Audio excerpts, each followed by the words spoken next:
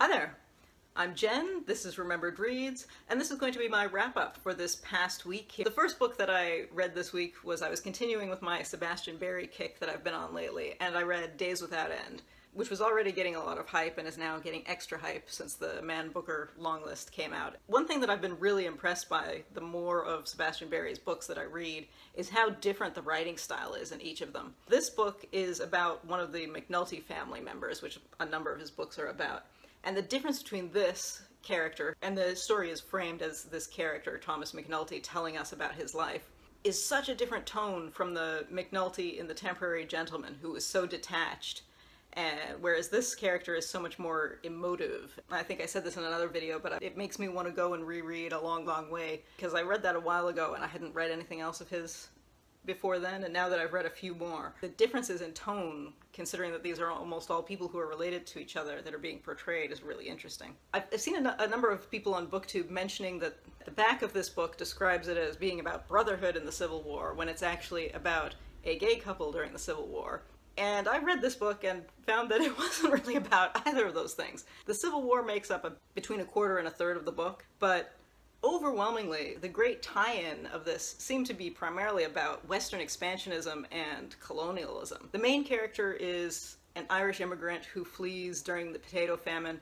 First, he lands in Montreal and is treated poorly there. He ends up in the United States, and when we first meet the character, he and his partner, who he calls his beau, are in the military, and they are fighting in the American Indian Wars. So they're basically committing acts of genocide. That's not a spoiler. Very early on, they are part of a unit that goes in and murders women and children while they are sleeping. And that's a theme that it keeps coming back to. The character himself will occasionally muse on the fact that his own people were being displaced by the British and that the potato famine was essentially economically engineered by the British. And there's a bit of that, and there is maybe a touch of irony to the fact that that is what drove him to join this military force, because he was poor, he couldn't do anything else. So that's why he and his partner ended up joining the military, because that was their only job option. It's an interesting contrast that you have this very likable, sympathetic guy who has just committed a war crime. Again, it is primarily westward focused. So when we have this interlude of the Civil War, it struck me very much as being an interlude and not the focus of the story at all. Part of the point is that he and John, his partner, they want to get back to their adopted daughter, which again ties together with the theme of colonialism and genocide, because the girl that they have adopted is a Lakota girl. They call her Winona. That's not her actual name. It's the name of her cousin. They couldn't pronounce her name, so they changed her name, which again is a theme in colonialism of the indigenous peoples of the Americas. And the character muses on it and says, well, she doesn't mind because they change names a lot. But it's presented as his opinion, but I don't think we're supposed to take that at face value. So whenever I've seen people talk about this in terms of choosing families, I raise an eyebrow at that. And I don't know how common the discourse around this is in US circles, but at least in Canadian circles, when people talk about the adoption of Aboriginal children by white parents, that is generally framed to the modern eye as an act of cultural genocide.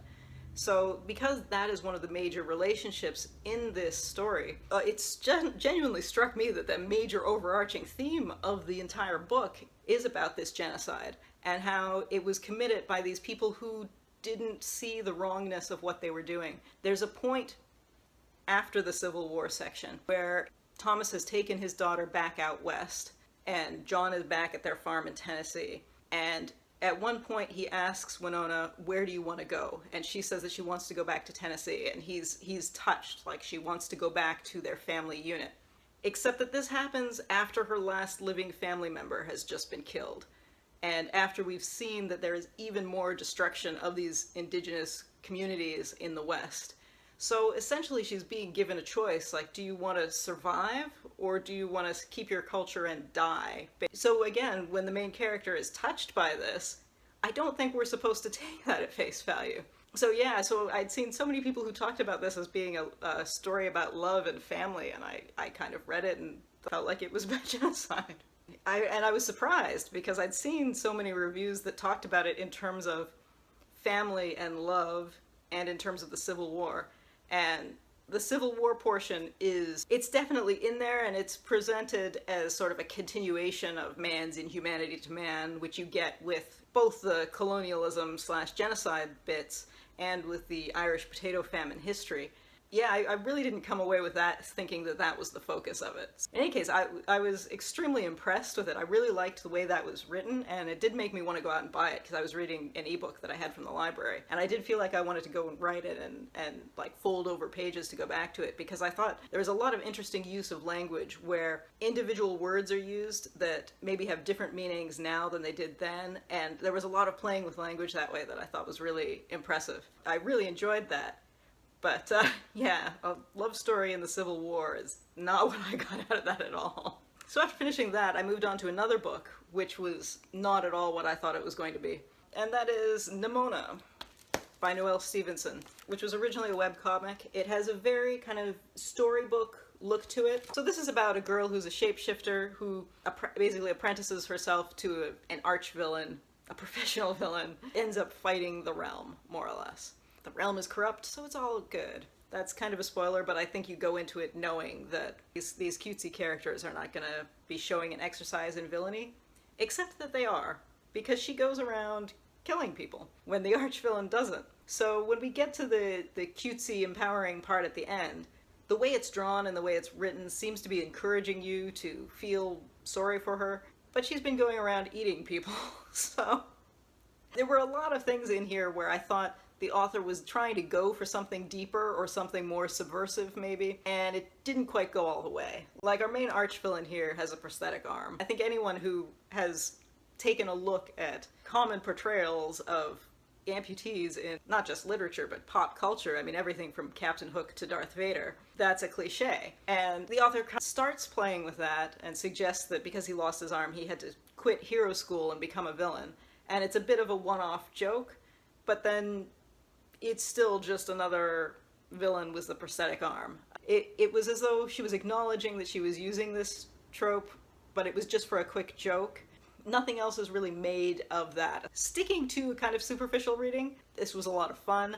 Now, the library lists this as a teen book, but I feel like the ideal age range for this is probably like 10 to 14. It's maybe a little darker in content than a lot of middle grade books, but I really don't think it holds up to the kind of scrutiny that I think an older reader would be looking for most of the time. I think for fluff, this is great fun. This was one when I first finished it and I stuck it on Goodreads and I gave it the default 4 stars because I went, yeah, that was fun. And then I thought about it overnight and ended up going and changing the rating because it just didn't hold up. The more I thought about it, the more it fell apart. Very cute, but I think my expectations were maybe too high because I had seen so many reviews that made this sound like it was more than just a cute adventure story. I definitely think that the author was trying to go for something more, but I don't think it quite worked at that level, but still fun. I don't want to make it sound like I didn't enjoy this, because I did enjoy it. I just didn't think it was as much of a statement as I had been led to believe that it might be.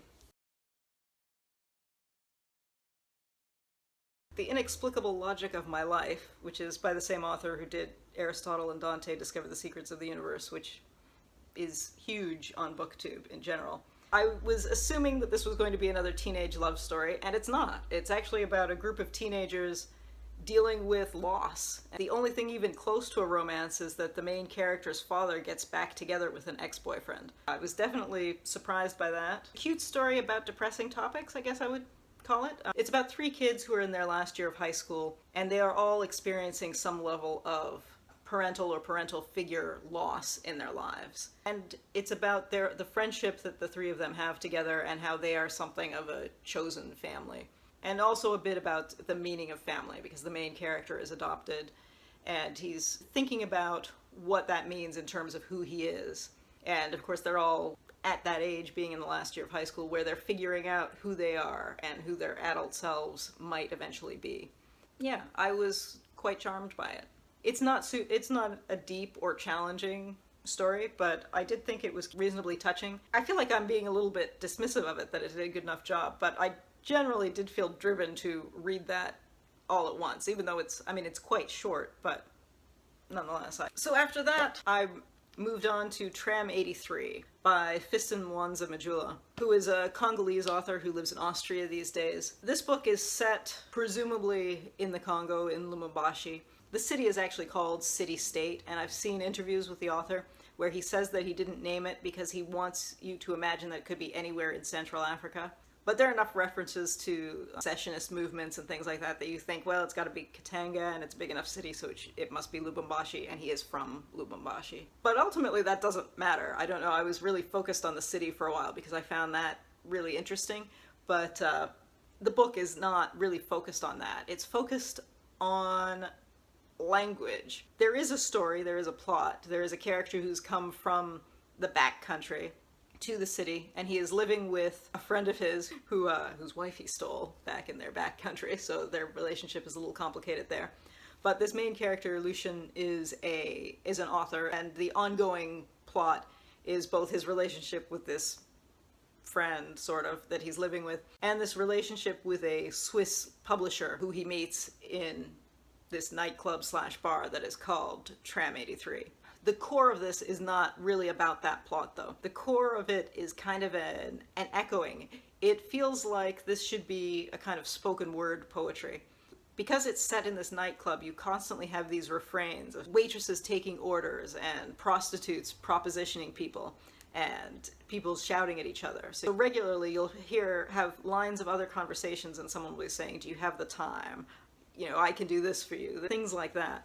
And then in addition to that, there are all kinds of lists of places, of people, of things happening. And there are performers at the bar, and whenever there's a type of music, it is telling you what type of music they're playing in detail. So it's saying, you know, just because this is a pseudo-Congolese setting, don't be imagining that you should be constantly having some kind of like Lingala music beat. Like it's saying, no, this is when the jazz is, that's when there's this singer, that's when, and it has that merging of different voices, and I was really impressed by that. It really gave you that sense of being somewhere where your conversation is just part of this bigger chorus of sound. And I don't think I've ever read anything that presented that kind of sound pattern of being in that kind of noisy environment quite the way this did. I definitely recommend this, not if you're looking for something plot driven, because that's not what it is, but for something that does interesting things with language. This definitely does. I was super impressed with this. And then finally, just last night, I finished The Arab of the Future Volume 2, which is the continuation of Riad Sattouf's memoir of his childhood growing up. In this part, they're living in Syria with his Syrian father and his French mother. He and his mother briefly go back to France, but the bulk of this is set in Syria. In terms of variety of experiences, I didn't think it was as interesting as the first volume, but it definitely did some really powerful things with playing with expectations. There are contrasting scenes of really humorous bits of things, of him wearing his French boots trying to get to school when there's been a flood and the school's closed and he's playing with his cousins in mud. And then suddenly there's an honor killing. Or the kids in the school are joking around, and then the kids in the school are being beaten by their teacher. There's this constant contrast of light scenes of humor and then really harsh material, which I thought was done really well here. Overall, I wasn't as taken with this as I was with the first volume, but I was still fairly impressed, and I know there's a third one, which I'm definitely going to look for. I've seen some reviews who say that he's being too harsh on Syria as a country, but I think if you read some of the interactions, especially between his mother and other characters who are always telling her, you need to get your husband to let you move to Damascus because they're living in this village. And I think it's more about, or as much about, rural life as it is about Syria as a country. So I think that's maybe worth keeping in mind. In any case, solid book, still same art style as the first one, which is primarily with the pink background because it does pink for Syria, blue for France. And great use of color and interesting contrasting sets of stories. Oh, technically I also read Midnighter and Apollo, but I think I've talked about this during a comic book video because I was reading this as it came out in issues, so I'm not going to talk about it other than to say this just came out and it's fantastic if you like superhero books. And if you don't, obviously you don't want to read this, but Apollo dies and goes to hell and Midnighter saves him. It's good stuff. Anyway, that was my week. I hope you've been having a good week, and I'm looking forward to seeing everybody's Friday reads soon. That's it for now. Ciao.